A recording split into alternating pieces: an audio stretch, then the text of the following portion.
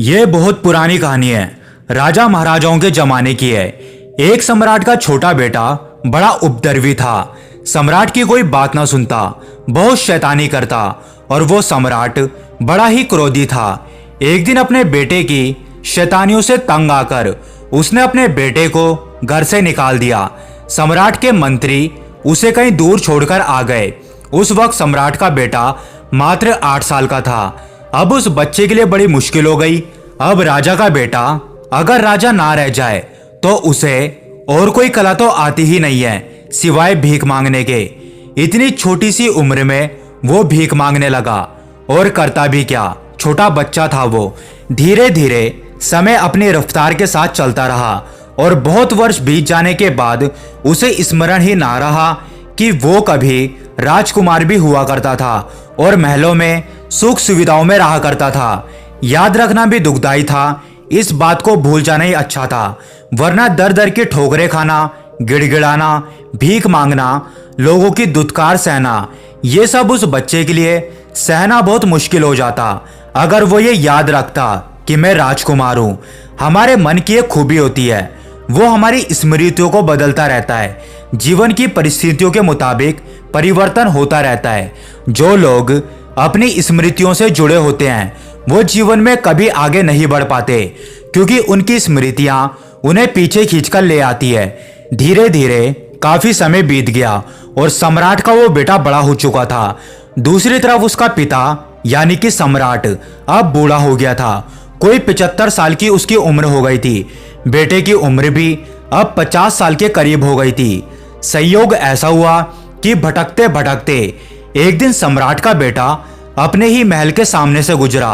उसे तो पता भी नहीं था, याद भी नहीं था कि यह उसका ही महल है, लेकिन बूढ़े बाप ने खिड़की से देखा और उसे पहचान लिया।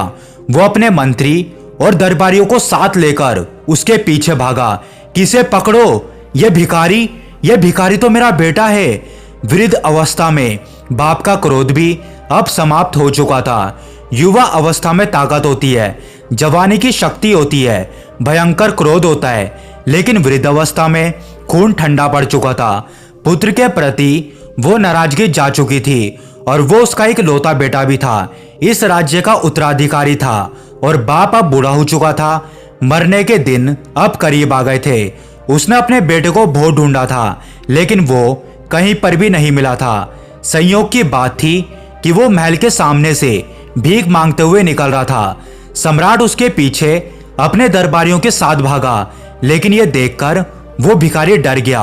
वो बहुत जोर से भागा, सारी जिंदगी में इतनी तेजी से कभी नहीं भागा होगा। उसे लगा कि पता नहीं क्या मुसीबत हो गई, शायद महल के सामने भीख मांगना कोई बहुत बड़ा गुनाह है, इसलिए ये मुझे पकड़कर मुझे सजा देने की कोशिश कर रहे हैं। क्या पता यहाँ का कानून ऐसा ही हो। बेचारा जान बचाकर भागा और ये लोग उसको पकड़ नहीं पाए। उस सम्राट के मुख्यमंत्री ने कहा कि महाराज, शायद उसको स्मरण नहीं है कि आप उसके पिता हैं और वो आपका पुत्र है। वो समझ रहा है कि हम उसको सजा देंगे, इसीलिए वो भाग गया। इसका मतलब उसे बिल्कुल भी नहीं पता। अब कुछ और उपाय करना होगा। उसे कैसे बताएं कि वो राजपुत्र है, इस राज्य का अधिकारी है। सम्राट तो ये सुनकर रोने लगा और कहा कि कहीं से भी मेरे बेटे को मेरे पास वापस लेकर आओ। मंत्रियों ने कहा कि महाराज, आप धीरज रखना, आप एकदम से उसको नहीं बताना कि वो आपका बेटा है। हम लोग धीरे धीरे उसे फुसलाने की कोशिश करेंगे, क्योंकि इतनी बड़ी बात है, वो यकीन नहीं कर पाएगा। क्या पता वो पागल हो जाए, डर जाए, सोचे कि पता नहीं कौन सी चाल चल रहे हैं ये लोग। फिर धीरे धीरे उसकी खोज की गई। एक दिन साधारण सिपाही उसे जाकर मिला और कहा, सम्राट के यहाँ पर एक सफाई करने वाले की जरूरत है। अगर तुम ये नौकरी करना चाहो तो तुम ये काम कर सकते हो। उस भिखारी को ये बात सही लगी। उसने सोचा कि भीख मांगने से तो अच्छा नौकरी कर लेना है, पर सफाई करनी उसको आती नहीं थी। ये बात उसने सिपाही से बताई, पर सिपाही ने कहा कि कोई बात नहीं, हम समझा देंगे, उसमें कौन सी बड़ी बात है, सफाई तो कोई भी कर सकता है। और उसके बाद वो भिखारी सफाई कर्मचारी के रूप में उस महल में काम में लग गया कोई महीना भर काम करने के बाद उसे उसी महल में माली के रूप में बगीचे में काम मिल गया। वरिष्ठ माली ने उसको कुछ सिखा दिया कि ऐसा करना है, पौधों में ऐसे पानी देना है, पौधों की कटाई कैसे करनी है। और अब उस भिखारी का अपने ऊपर कुछ विश्वास बढ़ने लगा था कि मैं राजमहल के बगीचे का माली हूँ। भीतर कुछ गरिमा भी पैदा हुई, कुछ आत्मसम्मान पैदा हुआ। कुछ दिनों के बाद उसे दरबान का कार्य दे दिया गया। अब तो कभी कभी सम्राट बगीचे में घूमते हुए मुस्कुराकर उसकी तरफ देखते और उसे बहुत अच्छा लगता। कभी कभी सम्राट उसकी पीठ भी थपथपा दिया करते थे कि तुम बहुत अच्छा काम कर रहे हो। तब तो कहना ही क्या, वो फूला नहीं समाता था। 2 महीने बाद उसको मुख्य दरबान बना दिया गया, महल के खजाने का दरबान। अब तो उसकी शान बहुत बढ़ गई थी।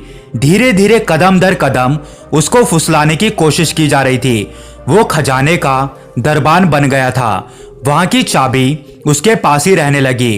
अब अपनी ही नजरों में खुद का आदर बढ़ने लगा था।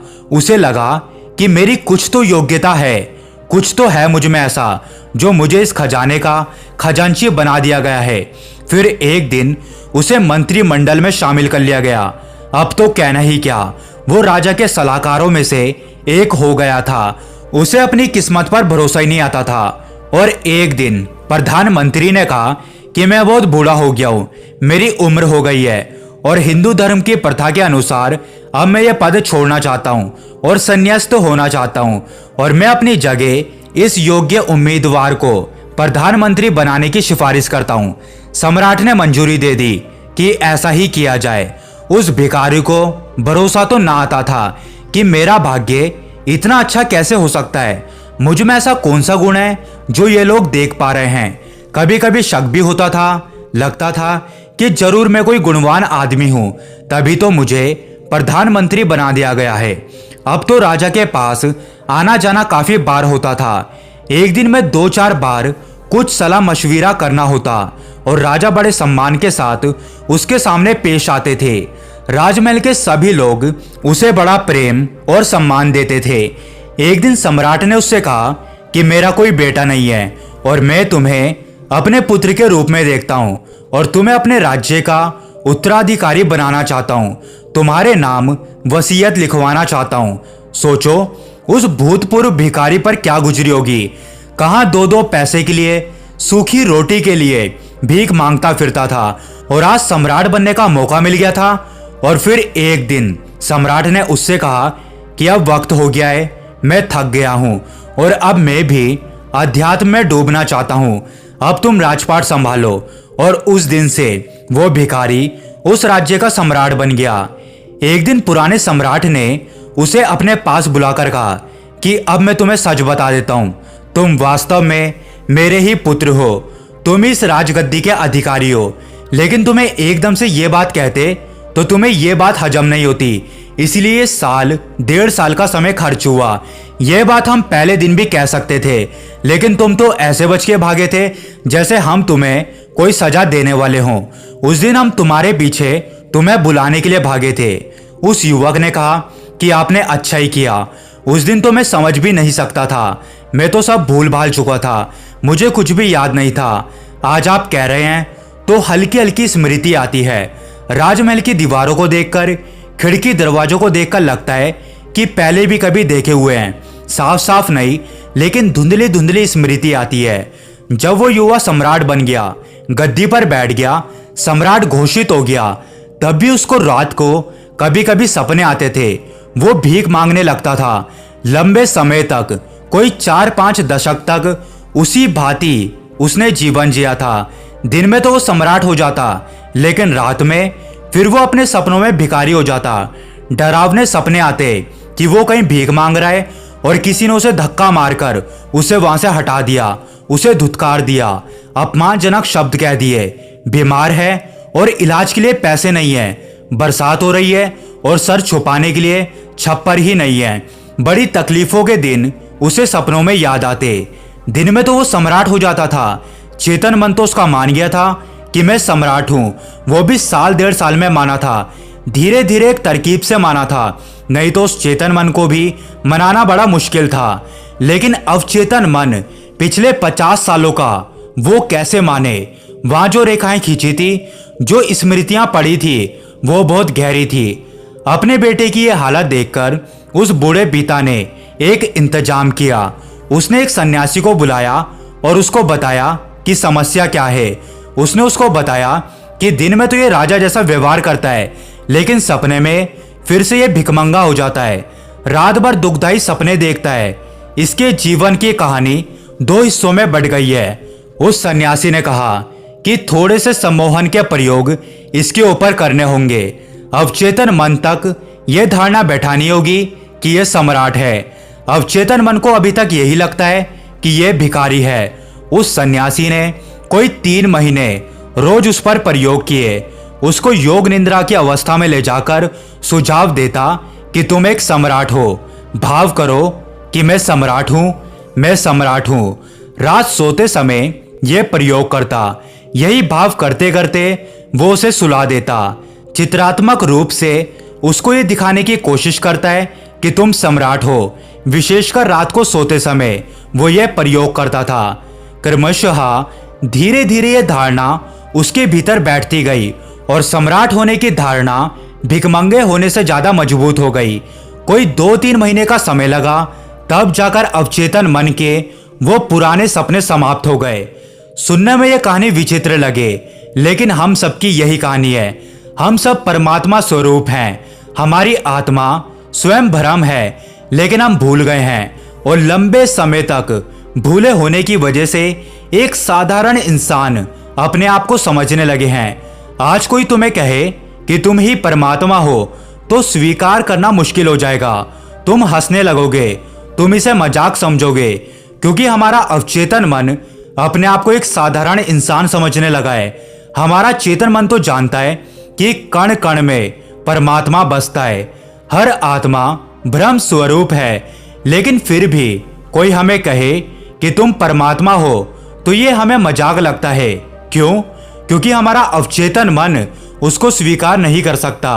अगर हम योग निद्रा में जाकर कुछ प्रयोगों के माध्यम से अपने अवचेतन मन में कोई भी धारणा स्थापित कर ले, किसी भी तरह की धारणा जो भी हम अपने जीवन में पाना चाहते हैं, आनंद, खुशी या फिर धन दौलत, कामयाबी, सफलता, कुछ भी, अगर योग निद्रा में जाकर यह प्रयोग किया जाए तो कोई भी काम, कोई भी सफलता बड़ी आसानी से प्राप्त की जा सकती है। बिस्तर में जाने के बाद और सोने से पहले जब हम आधी निद्रा में होते हैं, जब हमारा दिमाग बड़ी ही आसानी के साथ सम्मोहित किया जा सकता है, उस वक्त अगर हम अपने दिमाग में यह मंत्र दोहराते रहें कि जो मैं करना चाहता हूं वो मुझे करना है, या जो भी हम हासिल करना चाहते हैं उसे मंत्र की भांति उस सम्मोहन वाली मनोदशा में हम दोहराते चले जाएं, तो कुछ हफ्तों के प्रयोग के बाद ही हमारा जीवन एकदम से परिवर्तित हो जाएगा। इसलिए आप इस प्रयोग को जरूर अपनाएं।